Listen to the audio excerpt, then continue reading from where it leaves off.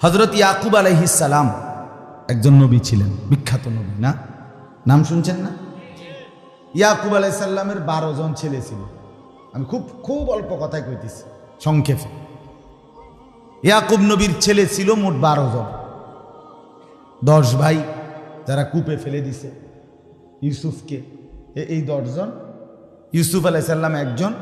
ইউসুফ আলাইহিস সালামের আপন মার ঘরে এক ভাই, ছোট ভাই বিনিয়ামিন। এই কয়জন হইল? এই 12 জন। ইয়াকুব আলাইহিস সালামের এই 12 জন ছেলে এই মোট ছিল। আচ্ছা, এটা একটা কথা।